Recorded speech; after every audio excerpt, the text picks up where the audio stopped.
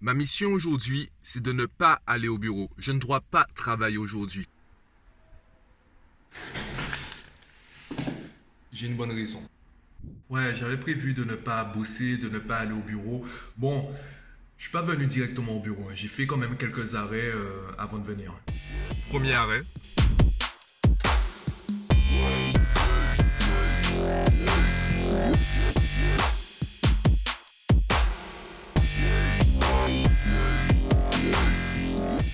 Avant d'aller plus loin, j'ai une bonne raison d'être au bureau. J'ai un rendez-vous tout à l'heure avec une famille, donc il fallait que je sois au bureau. Maintenant, est-ce que j'aurais pu m'abstenir de venir aussitôt? Certainement, sauf que j'ai pris l'habitude. Ce qui est intéressant en fait avec le bureau, c'est que mon bureau, c'est pas simplement le meuble, c'est aussi la pièce. Quand je suis là, eh bien, je me sens bien parce que je me sens proche de mes objectifs. Je sais pas si tu comprends ce que je veux dire. Quand je suis dans cette pièce, je sens l'énergie, la productivité, l'inspiration, tous les trucs. Ouais, je sais, je cherche une bonne raison d'être là.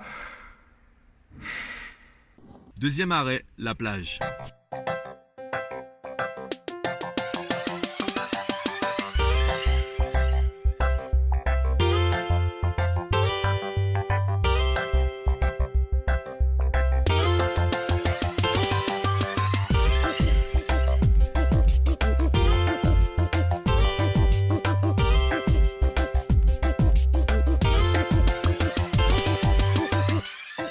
Bon, pendant que je suis là, je profite rapidement pour répondre à un retour qu'on m'a fait concernant les vlogs. On me disait que dans mes vlogs, je développe moins les sujets que dans les podcasts, ce qui est vrai. Dans les podcasts, je choisissais un sujet et j'essayais de varier soit l'approche, les exemples, les métaphores. J'essayais d'apporter vraiment quelque chose de concret, une opinion, une réflexion que j'ai par rapport à ce sujet-là. Évidemment, je ne parlais pas de tout. Je parlais de choses sur lesquelles j'avais déjà porté une réflexion. Dans les vlogs, je vais me contenter de les effleurer ou du moins de les citer parce que les gars, ça fait 6 mois que je fais pratiquement l'équivalent d'un TED Talk par tous les jours.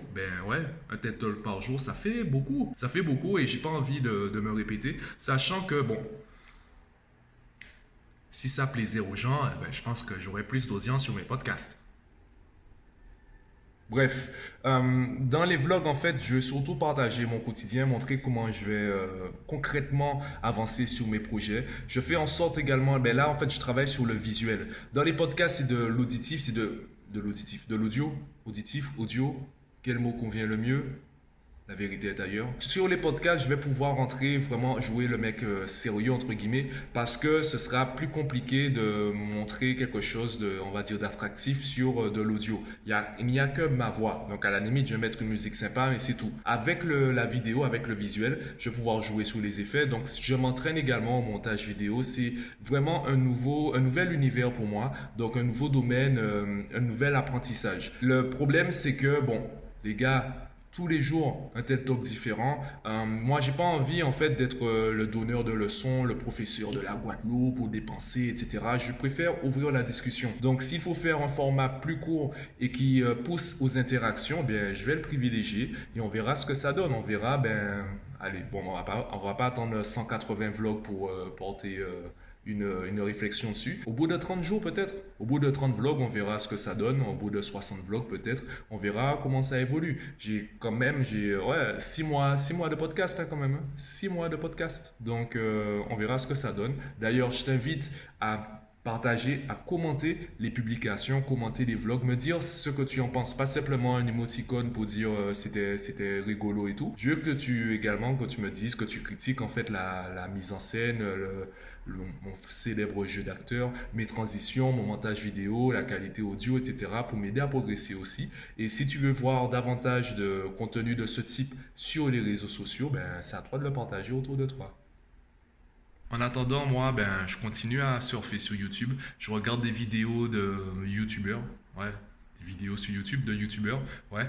Je regarde des vidéos qui peuvent m'inspirer aussi bien pour les transitions, les montages, les sujets, etc. Ça fait partie, moi, j'appelle ça travailler. Je cherche pas l'inspiration, je cherche des éléments d'inspiration sur YouTube. Jusqu'à mon rendez-vous et après, je rentre chez moi monter le vlog.